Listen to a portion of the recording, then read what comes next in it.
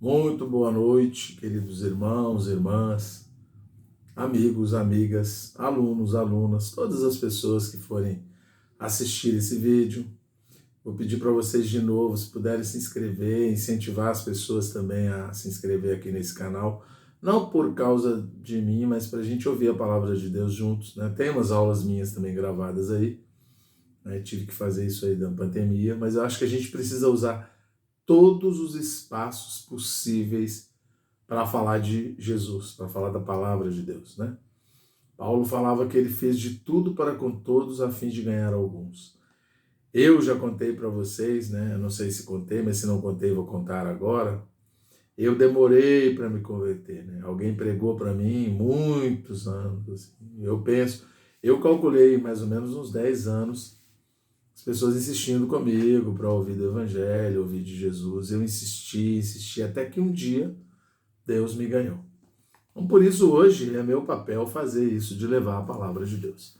E nada melhor do que levar os fundamentos da fé cristã. E hoje nós falaremos da nossa lição 17, a salvação orgânica, parte 3. Aliás, parte 4, já na parte 4. Mais um processo de salvação, mais uma parte da salvação. Tomara que vocês ganhem alguma coisa com essa palavra falada aqui. De novo, não é nenhum curso sistemático de teologia, mas a palavra de Deus. É um acesso à palavra de alguma forma, tá certo? Como a gente sempre fala, uma leitura de referência, um título grande e os títulos pequenos. E aí nós desenvolvemos os títulos pequenos, falando da palavra que está no título ou indicando a leitura que tem a ver com o título. Tudo bem? Referência bastante coisa, hein? Romanos 8, 17, os versículos 17, depois o 29 e o 30, Filipenses 3, versículo 10, 2 Tessalonicenses 1, versículos 10 a 12, o título grandão, a conformação e a glorificação, os títulos pequenos, a conformação, atrofiamento, não desistir, espelho, coração e véu, e a glorificação. São os passos que nós vamos caminhar aqui hoje, tá bom? A conformação. A conformação de que tratam Romanos 8, 29 e Filipenses 3, 10 significa ser de forma ou natureza semelhante ou ser parecido. Qual é a diferença entre ser transformado e ser conformado? Transformação fala do processo, ao passo que conformação fala da obra concluída. A renovação da mente tem por objetivo a transformação, e a transformação tem por meta a conformação.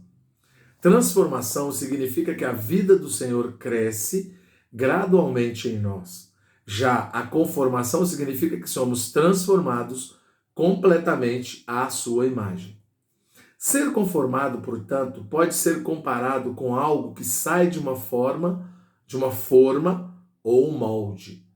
Quando, por exemplo, alguém vai fazer um bolo, a massa é colocada numa forma e depois de todos os procedimentos efetuados, o bolo toma o formato da forma. Se permitirmos ao Senhor trabalhar plenamente em nós, seremos semelhantes a Ele a esse ponto. Vejamos o exemplo do protótipo. Quando uma indústria quer fazer um novo produto, ela faz um protótipo. Produto fabricado unitariamente ou feito de modo artesanal, segundo as especificações de um projeto, com a finalidade de servir de teste antes da fabricação em escala industrial. Cristo é nosso protótipo. Ele é um homem perfeito, sem pecado, com Deus em seu interior, que expressa e representa Deus plenamente. Hoje, estamos sendo conformados a Cristo. Quando Deus concluir sua obra no universo, Cristo terá bilhões e bilhões de seres humanos conformados a Ele em vida, natureza e expressão. Todos eles serão homens criados à imagem e semelhança de Deus, regenerados da vida divina, crescidos e transformados a fim de expressar plenamente a Deus. Essa será a consumação do plano eterno de Deus. Romanos 8, 29 diz: para serem conformes à imagem de seu Filho. Isso significa que a nossa imagem será a mesma da humanidade glorificada do Senhor. Se uma pessoa quiser ser transformada e conformada à imagem de Cristo, precisará ter uma mudança de natureza a partir do interior. A vida de Deus precisa entrar em seu espírito e permear todo o seu ser até que ele seja completamente mudado em natureza. Assim, o Espírito do Senhor opera passo a passo, de glória em glória. 2 Coríntios 3, 17 e 18. É pena, entretanto, que para boa parte dos cristãos, isso não significa posse de mera doutrina. Isso não passe de mera doutrina. Havendo até mesmo muitos que nem sequer tenham consciência de que necessitam crescer, amadurecer, ser santificados pela transformação diária e ser conformados. Acham que tendo perdão dos pecados e indo um dia para o céu já é o suficiente. Atrofiamento.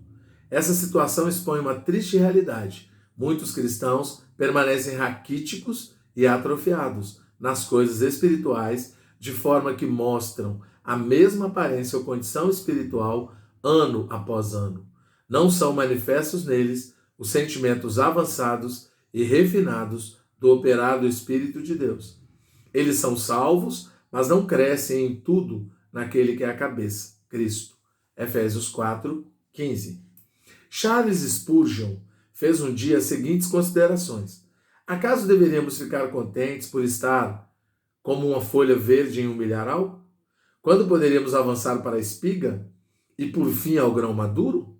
Devemos simplesmente nos satisfazer em ser do Senhor e achar que já estamos seguros, sem desejar conhecer em nossa experiência mais da plenitude que podemos encontrar nele? Isso não deve acontecer. Se desejamos amadurecer na graça, temos de viver perto do Senhor, em sua presença, anelando ter comunhão com Ele em todos os momentos, sobre todos os assuntos. Precisamos desejar uma relação tão próxima e íntima com Ele, como fez o apóstolo João, e reclinar a cabeça sobre seu peito. João 13, 25. Diariamente. Então nos veremos pouco a pouco, avançando em nosso conhecimento e experiência com Ele, contribuindo assim para a nossa conformação e glorificação. Não desistir. Se, no entanto, você que lê esse texto estiver agora se lamentando porque é muito fraco na vida espiritual, ou porque sua fé é pequena e seu amor frágil, queremos encorajá-lo a não desistir. A você também que está ouvindo e eu que estou aqui lendo, né? Prossiga. Prossiga. Lembre-se, em algumas coisas você é igual ao cristão mais forte e adulto. Você e ele foram comprados com o mesmo sangue e gerados da mesma vida. Você é um filho legítimo de Deus, se creu em Jesus Cristo, assim como qualquer outro cristão. Uma criança é um filho verdadeiro de seu pai, como um filho adulto. Você está justificado em Cristo porque a sua justificação não dependeu de seus méritos ou obras, assim como um cristão maduro. Sua pequena fé o tornou um santo de Deus, assim como ele. Da mesma forma, como os cristãos mais avançados, você tem direito às coisas preciosas da nova aliança, porque seu direito às misericórdias divinas está fundamentado não em seu crescimento espiritual, e sim na própria aliança. Amado leitor, sua fé em Jesus Cristo não é a medida, e sim a evidência de sua herança. Você é tão rico quanto o mais rico, se não tem prazer, mas em posse real. A estrela que menos brilha também está em órbita no céu. O raio mais fraco de luz também possui afinidade com o Sol. No registro da família celestial, o menor e o maior estão inscritos pela mesma caneta divina. Você é tão querido ao Pai Celestial como os mais nobres da família de Deus, e o Senhor Jesus demonstra ternura abundante por você. Espelho, coração e véu. Nossa conformação e glorificação em Cristo tem muito a ver com o coração. 2 Coríntios 3,18 relata: E todos nós, com o rosto desvendado, contemplando como por espelho a glória do Senhor, somos transformados de glória em glória, na sua própria imagem, como pelo Senhor, o Espírito. Um espelho pode refletir somente o que está diretamente na frente dele. De semelhante modo, na vida diária, nós só refletiremos Cristo se estivermos contemplando Cristo. Isso requer de nós um rosto desvendado, e no versículo citado acima, o rosto tem a ver com o coração humano. Se examinarmos cuidadosamente os versículos anteriores, do 12 ao 16, veremos que o véu citado ali referia-se ao fato de que o coração dos filhos de Israel não queria o Senhor. Enquanto a face de Moisés brilhava porque ele havia tido comunhão com Deus, e Deus lhe falara, os israelitas temiam a luz do brilho de sua face e hesitavam aproximar-se dele. Aquele véu, porém, tornou-se símbolo da condição dos filhos de Israel, cujo coração estava longe de Deus. O versículo 16 diz: entretanto, que toda vez que o coração de algum deles se voltava ao Senhor, o véu era removido. Olha que lindo! Esta é a chave para ver o Senhor hoje. Se o nosso coração se voltar para outras coisas, será como se estivesse coberto com véu. Não haverá como ser iluminados e até mesmo repeliremos qualquer luz. Haverá então um problema no coração, um problema em nosso espelho, que nos impedirá de contemplar e refletir a Deus no andar diário. Agora, a glorificação, o último item, né? Em 1 Coríntios 12, de 12 a 27, o apóstolo continua mostrando a utilidade de cada membro, comparando o corpo humano com o corpo de Cristo. 2 Tessalonicenses 1,10 diz que em sua vinda, Cristo será glorificado nos seus santos. O Senhor Jesus é o Senhor da glória. 1 Coríntios 2,8. Ele foi glorificado na sua ressurreição e ascensão. João 17,1, Lucas 24,26, Hebreus 2,9. Agora ele está em nós, como a esperança da glória. Colossenses 1,27. Para conduzir-nos à glória. Hebreus 2,10. Em 1 João 3,2, o apóstolo afirma: amados, agora somos filhos de Deus, e ainda não se manifestou o que haveremos de ser. Sabemos que quando ele se manifestar, seremos semelhantes a ele, porque haveremos de vê-lo como ele é. Por esses versículos, vemos que quando o Senhor voltar em seu corpo glorificado, também seremos glorificados com ele e teremos um corpo glorioso como o dele.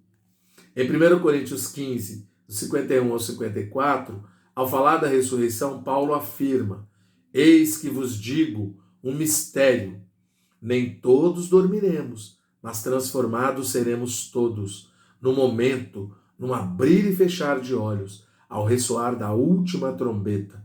A trombeta soará, os mortos ressuscitarão incorruptíveis e nós seremos transformados. Porque é necessário que este corpo corruptível se revista da incorruptibilidade e que o corpo mortal se revista da imortalidade. E quando este corpo corruptível se revestir de incorruptibilidade e o que é mortal se revestir de imortalidade, então se cumprirá a palavra que está escrita: tragada foi a morte pela vitória. Na volta do Senhor, todos nós teremos o nosso corpo transfigurado. Será um corpo incorruptível e imortal, com o qual passaremos a eternidade. Essa será a glorificação dos filhos de Deus, que Paulo discorre em Romanos 8, de 20 a 23. Na sua vinda, por um lado, ele virá dos céus como glória, Apocalipse 10, 1. E por outro, ele será glorificado nos seus santos. Ele será glorificado em nós. Isso significa que a sua glória será manifestada do interior dos membros de seu corpo universal. Ela transfigurará o corpo físico de humilhação de todos nós em sua glória, à semelhança de seu corpo glorificado pela ressurreição. Os incrédulos ficarão maravilhados e surpresos com ele em nós. A glorificação é a consumação de todo o processo da salvação orgânica. Ser glorificado é tornar-se igual a Deus. Ser glorificado é tornar-se igual a Deus. por meio de Cristo em nós, né? Cristo em nós é a esperança da glória. Cristo em vós, né? Paulo fala isso. Então, Cristo em vós é Cristo em nós, tá certo? Uma boa noite, espero que Deus abençoe todos que estão vendo e ouvindo esse vídeo. Deus abençoe.